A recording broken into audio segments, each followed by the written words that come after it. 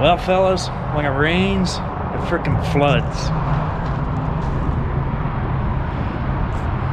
About 2 hours from home, climbing the big hill, eastbound on I-40 up towards Monterey,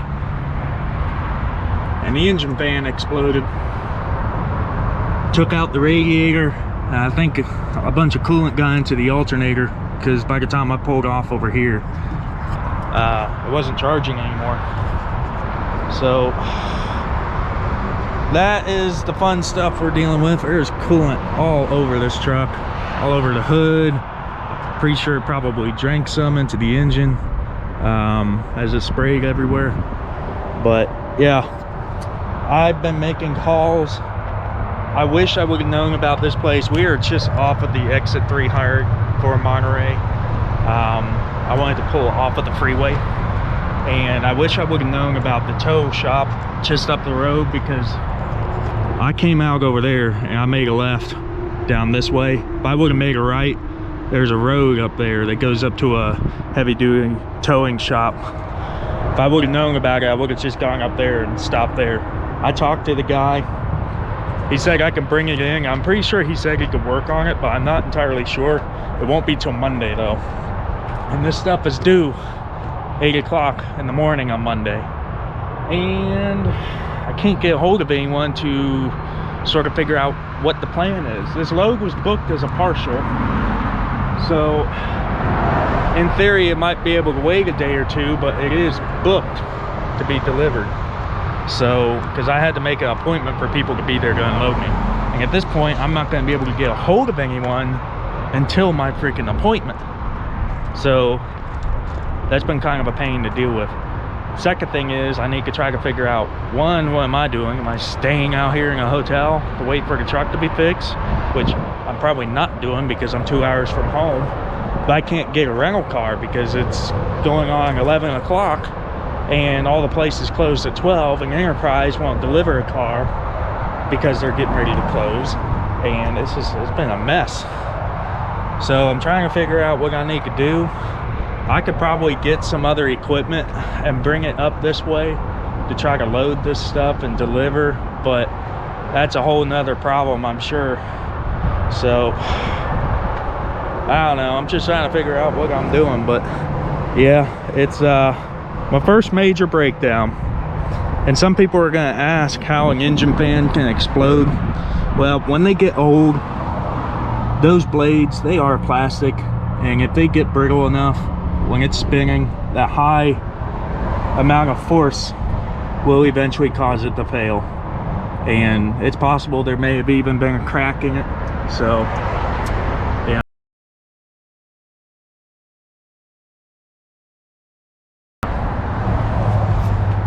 Here's a piece of it down here. That's what we don't let that stay there.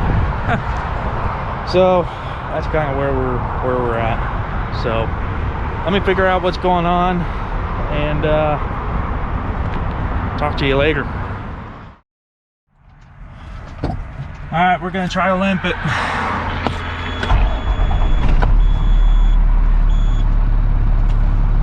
Well, the alternator's charging, so that's good. But we gotta move fast. Problem is, I also gotta make a U-turn here.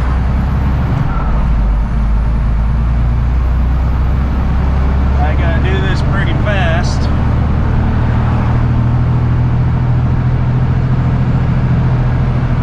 Hopefully with no other cars coming.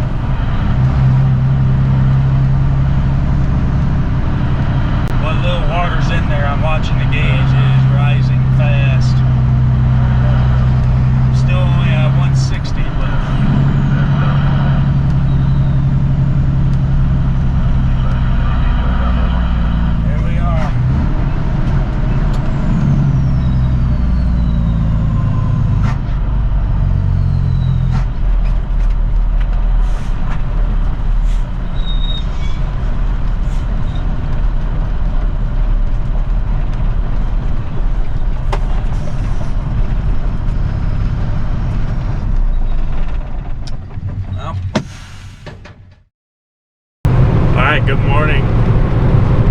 As you can tell, we had a bit of a incident, and I can go into some more details after we get unloaded here. We are still carrying the loading dock plates that we picked up on Friday outside of Memphis, and that would be last Friday. It has been a full week. It is now currently I don't know what day it is, but it's a Friday. We're finally getting into Clinton, Tennessee here. It's been a hell of a roller coaster trying to figure out what's going on. The biggest challenge was, so that engine fan and everything broke over the weekend, and like I was talking about, it was difficult to get a hold of the correct people that I needed to figure out what my plan had to be. Well, ultimately, we ended up towing the truck back to my shop and got everything fixed there. It's not fully ready to go. We were going to replace the upper and lower radiator hoses as well, and those haven't come in yet. Obviously, the engine fan and the radiator came in time, which was the important part.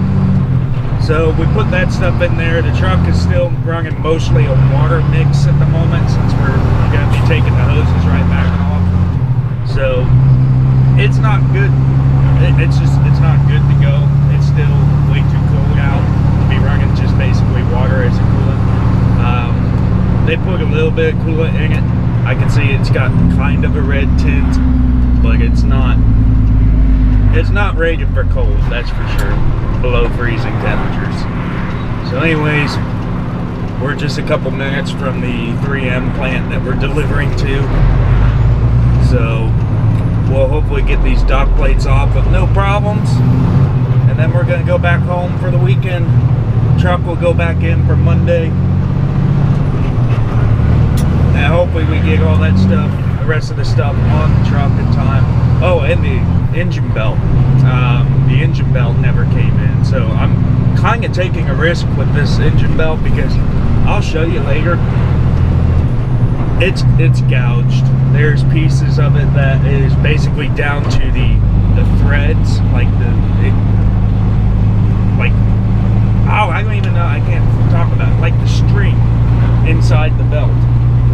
So we're playing with fire with running that right now. I even tried calling places over the weekend to see if anyone had that belt. No one seems to have it, so not even a Kenworth dealership has that belt, which is a bit surprising to me. But by the time we get home and all that other stuff, I think we'll be fine.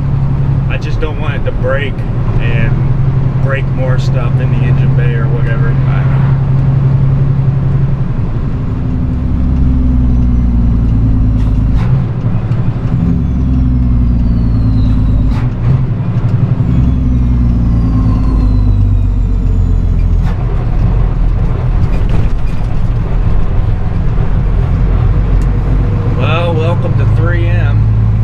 This one's an easy one, I hope.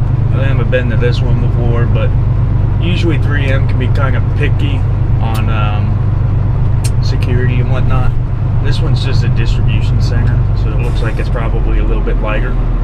Last one I went to was the one down in Decatur, Alabama, and yeah, they were pretty strict on how things ran. So hopefully this one's pretty easy. There's a good chance that people in front of me are the guys that I'm meeting to unload this stuff.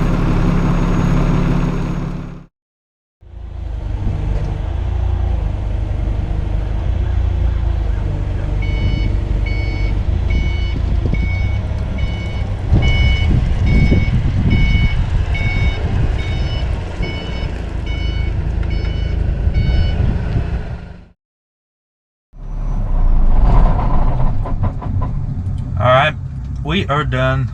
It's only 10 o'clock in the morning, so made good time there. Delivery went well. I've talked to all the people that I need to talk to. Everyone's happy, even though it was 7 days late. Actually, technically 5 days late. It was due on Monday. Today's Friday again. So anyways, that's done.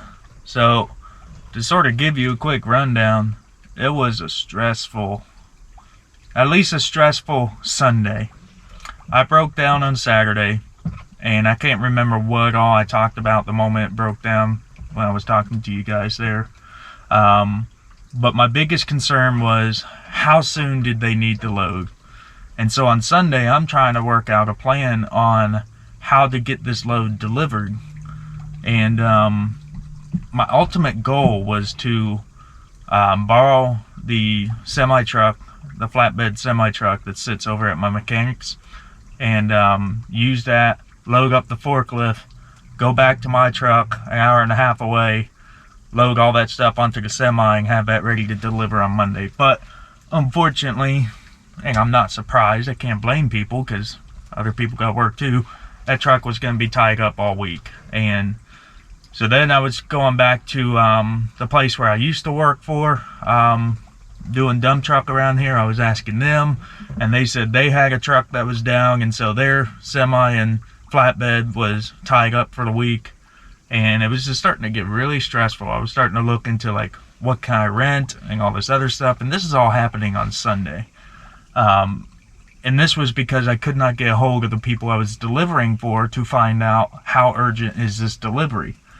So to keep a long story short, Monday rolls around, I still don't really have a plan. Oh, Sunday, Dad and I went back here. We were going to try to see if we could patch the radiator up, and so we bought a whole bunch of this JB Weld stuff to see if we can patch all the holes, and it was a whole mess. We spent about a half a day trying to get this thing patched, and it didn't work out very well. It was still just leaking coolant everywhere.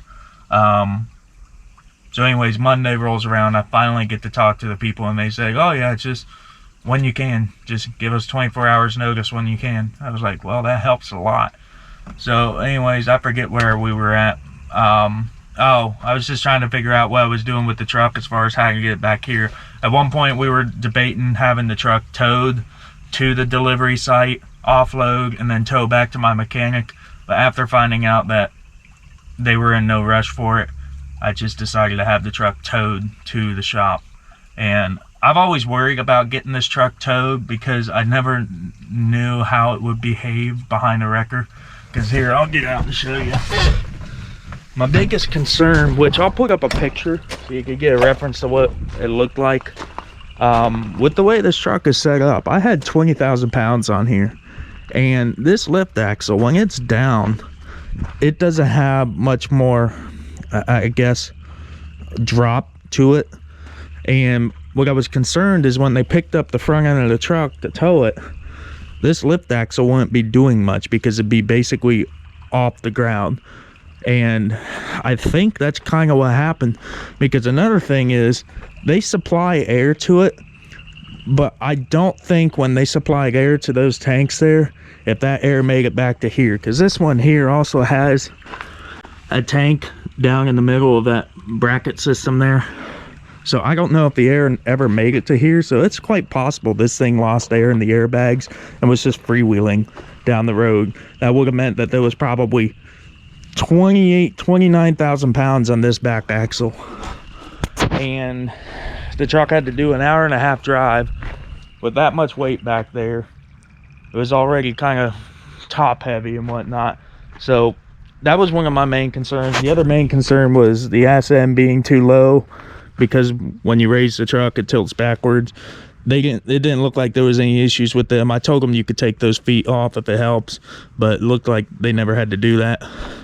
But it's just, I didn't know how this truck would ever tow, and I had like one of the worst loads on there possible when I ended up needing towed for the first time.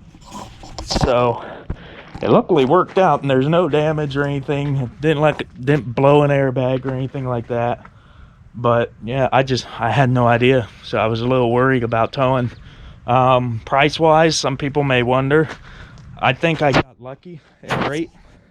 It was Tennessee Towing out of Monterey, Tennessee, that did the move, and we did it for $750. It was an hour and a half drive, 100 miles, $750. I think that was a really, really good deal, because I was talking to a local place, and even with the discount, it was $1,200 to tow it here, and that was with a discount. So any other tow company might have even charged $1,500 to tow it here. So I'm glad it was cheaper. Wasn't cheap. It's still $750. I'd rather it not paid. I don't know what the bill is for the radiator and stuff, because my mechanic's been sick, so he hasn't been able to rag up an invoice, but I probably got about $1,000, maybe $1,500 in that. So just when I thought I was doing good. I don't know if we'll be able to see, but yeah, here's the belt. This is why I was concerned about the belt. See how you can see the string, the fabric in there? That's a long cut. Somewhere along that belt, there's also a gash that's about that long, and maybe, you know, in between my fingers about that wide. It's just a big gash that's down to the fabric like what you see there, and I'm worried about that. Thankfully it held together on this trip, so that'll get replaced once it gets in. This is our new fan. Nothing special, it's the same one. I don't know how many blades it is, I didn't count. We'll go over here. New radiator back there, nice and shiny. Like I said before, the old radiator was only about 1.5 years old, I think. Stuff happens, part of owning a truck. It's stressful. First time I've ever had to deal with that, but we got through. Everything worked out, and I'm thankful for that. And that's it. So I'll talk to you guys later. Thanks.